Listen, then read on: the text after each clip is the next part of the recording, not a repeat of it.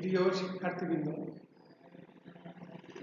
Online ক্লাসে আমি profit Sikdar city কলেজের পক্ষ থেকে তোমাদের সবাইকে স্বাগত জানাচ্ছি।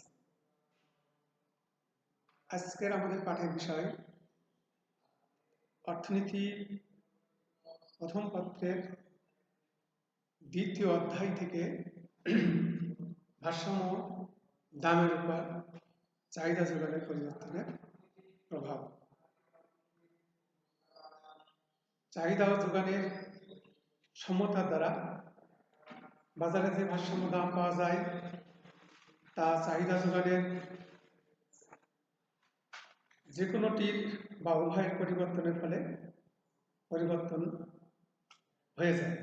চাহিদা যোগানের পরিমাণের পরিবর্তনের ফলে ভারসাম্য দামের উপর যে প্রভাব পড়ে তা নিচেই আলোচনা করা হলো বা আমরা তা আলোচনা করব।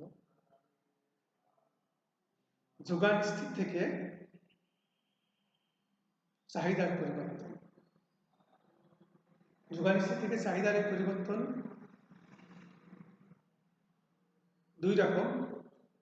একটি হচ্ছে যে চাহিদার বৃদ্ধিজনিত প্রভাব, আর অন্যটি হচ্ছে যে চাহিদার হ্রাসজনিত প্রভাব। প্রিয় শিক্ষার্থীবৃন্দ, আমরা প্রথমেই চাহিদার হ্রাসজনিত প্রভাব নিয়ে আলোচনা করব। দাম স্থির থেকে ভোক্তার আয়, রুচি, পছন্দ, অভ্যাস প্রভৃতি বৃদ্ধি পেলে এবং ভবিষ্যতে দ্রব্যটির দাম বৃদ্ধির সম্ভাবনা থাকলে দ্রব্যের চাহিদার পরিমাণ বৃদ্ধি পায়। যোগান স্থির থেকে চাহিদা বৃদ্ধির কারণে ভারসাম্য অবস্থায় যে পরিবর্তন ঘটে তাকে বলা হয় চাহিদা বৃদ্ধিজনিত প্রভাব।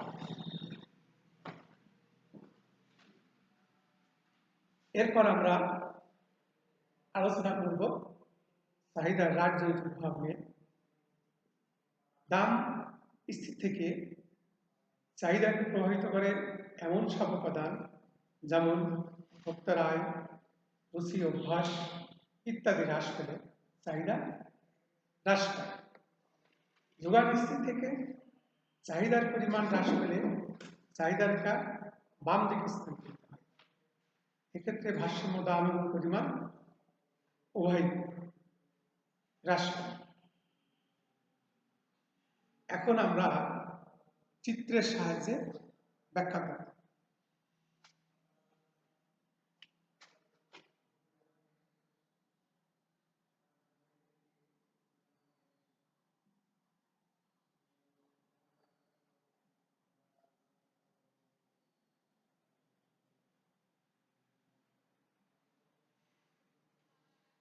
চিত্রের সাহায্যে বিশ্লেষণ।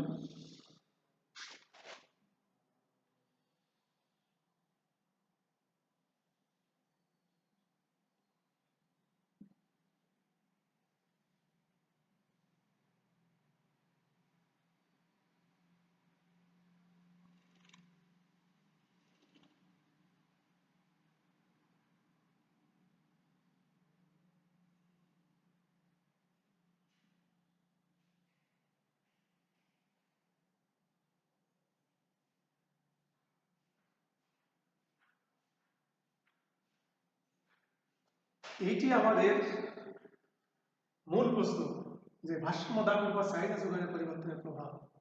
তার মানে এখানে মূল চাহিদা রেখা ডিডি, D0 এবং মূল যোগান রেখা আছে X0 পরস্পর E0 বিন্দুতে ছেদ করেছে। সুতরাং E0 বিন্দু হচ্ছে যে মূল ভারসাম্য বিন্দু বা প্রাথমিক ভারসাম্য বিন্দু। ভারসাম্য দাম OP0 এবং ভারসাম্য দ্রব্যের পরিমাণ হচ্ছে যে OQ0।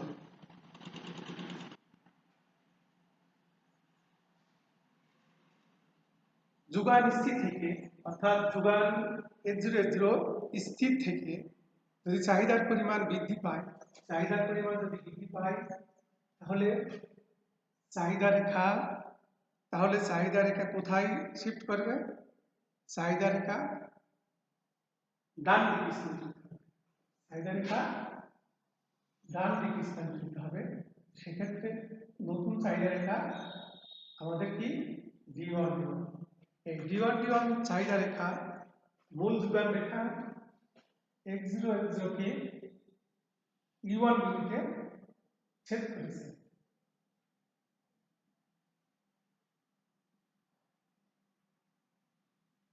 E1 বিন্দুতে ছেদ করেছে, তাহলে আমাদের নতুন ভারসাম্য বিন্দু হচ্ছে যে E1, ভারসাম্য দাম আছে যে OP1 এবং ভারসাম্য দ্রব্যের পরিমাণ আছে যে OQ1।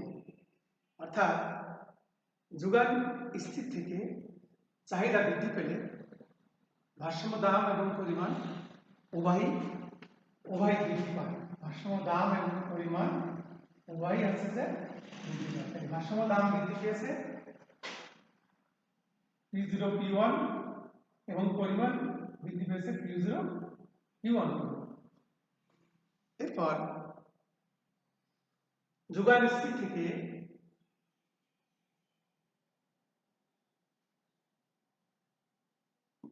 চাহিদা যদি হ্রাস পায়, তাহলে হ্রাস পেয়েছে চাহিদা হ্রাস পায়, সেক্ষেত্রে নতুন চাহিদা রেখা হবে আমার D2 D2। নতুন চাহিদা রেখা হবে D2 D2। এই D2 D2 চাহিদা রেখা মূল যোগান রেখাকে E2 বিন্দুতে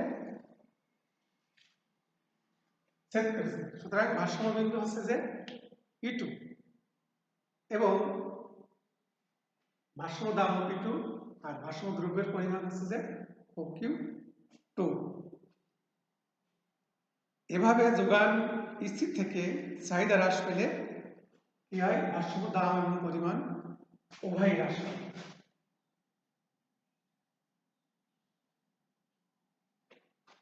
ভারসাম্য দাম এবং পরিমাণ উভয়ই হ্রাস পায়। এরপর আমরা আলোচনা করব চাহিদা স্থির থেকে যোগানের পরিবর্তনের প্রভাব। অর্থাৎ আগে যে যোগান স্থির ছিল, চাহিদা হ্রাস বৃদ্ধিতে ভারসাম্য অবস্থার কিরূপ পরিবর্তন হয়েছিল সেটা আমরা আলোচনা করলাম। এখন আমরা আলোচনা করব চাহিদা স্থির থেকে চাহিদা স্থির থেকে যদি যোগানের পরিবর্তন হয়, তাহলে ভারসাম্য দাম এবং পরিমাণের উপর কিরূপ প্রভাব পড়বে সেটা নিয়ে আমরা আলোচনা করব। তো প্রিয় শিক্ষার্থীবৃন্দ, আমরা প্রথমেই চাহিদা স্থির থেকে যোগানের পরিবর্তন হলে কি অবস্থা সৃষ্টি হয় এটা নিয়ে আলোচনা করি। চাহিদা স্থির থেকে উৎপাদন ব্যয়, প্রযুক্তিগত ব্যয়, কর ব্যবস্থা, আবহাওয়া প্রভৃতি কারণে যোগানের হ্রাস বৃদ্ধি হওয়া সম্ভব।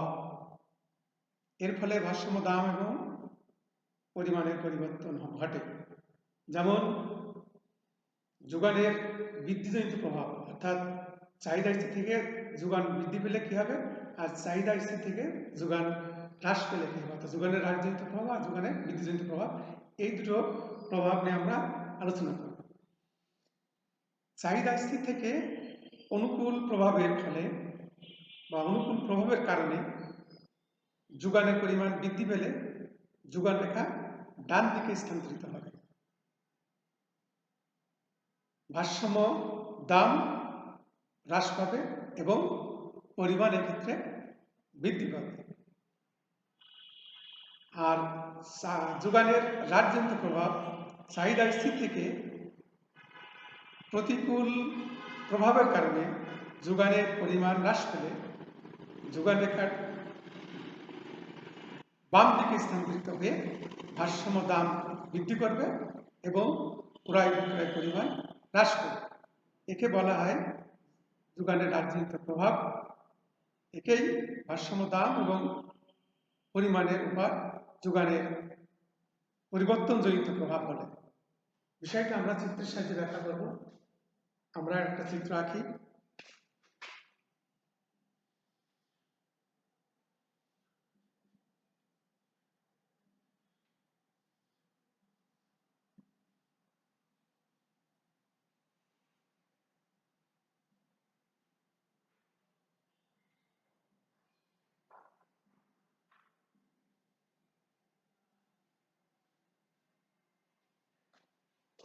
এইটা হচ্ছে মূল প্রশ্ন যে ভারসাম্য অবস্থার উপর চাহিদা স্থির থেকে যোগান বৃদ্ধি পেলে কি হবে আর যোগান হ্রাস পেলে কি হবে। যোগান যদি বৃদ্ধি পায় তাহলে যোগান রেখা ডান দিকে স্থান দেখতে হবে।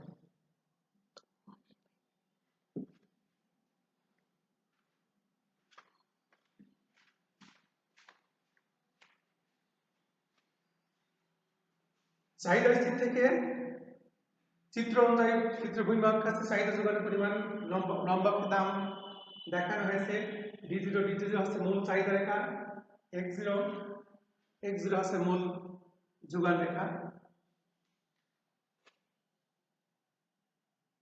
প্রাথমিক ভারসাম্য বিন্দু হচ্ছে E0, ভারসাম্য দাম P0 এবং চাহিদা যোগানের পরিমাণ হচ্ছে যে OQ0। চাহিদা স্থির থেকে যোগান বৃদ্ধি পেলে অর্থাৎ যোগান বৃদ্ধি পেয়ে S1 হলে এই S1 যোগান রেখা d0 মূল চাহিদা রেখাকে E1 বিন্দুতে সেট করে বা সেট করেছে। এক্ষেত্রে নতুন ভারসাম্য বিন্দু E1, ভারসাম্য দাম OP1 এবং ভারসাম্য দ্রব্যের পরিমাণ OQ1।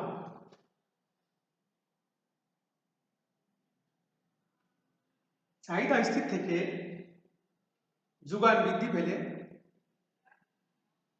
ভারসাম্য দাম কমে এবং দ্রব্যের পরিমাণ বৃদ্ধি পায়। এক্ষেত্রে ভারসাম্য দাম কমেছে E0 P1 পরিমাণ এবং দ্রব্যের পরিমাণ বৃদ্ধি পেয়েছে Q0 Q1 পরিমাণ। এরপর চাহিদা স্থির থেকে যদি যোগান হ্রাস পায় তাহলে কি অবস্থা হবে। চাহিদা স্থির থেকে যোগান হ্রাস পেলে যোগান রেখা বাম দিকে স্থানান্তরিত হবে। নতুন যোগান রেখা হয় এক্ষেত্রে S2 যোগান রেখা মূল চাহিদা রেখাকে E2 বিন্দুতে সেট করেছে। ফলে প্রাথমিক ভারসাম্য বিন্দু E2, ভারসাম্য দাম OP2, ভারসাম্য দ্রব্যের পরিমাণ OQ2। চাহিদা স্থির থেকে যোগান যদি হ্রাস পায় তাহলে ভারসাম্য দাম বৃদ্ধি পায়। এক্ষেত্রে ভারসাম্য দাম বৃদ্ধি পেয়েছে P1 P2 পরিমাণ এবং দ্রব্যের পরিমাণ হ্রাস পেয়েছে Q2 Q0 পরিমাণ।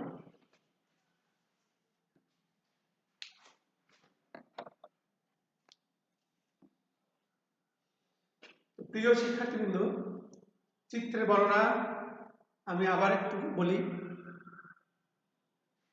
চিত্রে ভূমিকক্ষে চাহিদা যোগানের পরিমাণ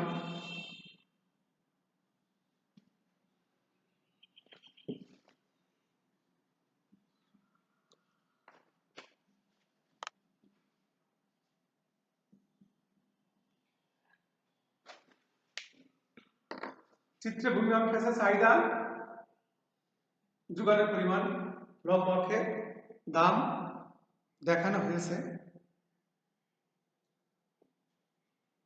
চিত্র অনুযায়ী প্রাথমিক চাহিদা রেখা D0 এবং প্রাথমিক যোগান রেখা S0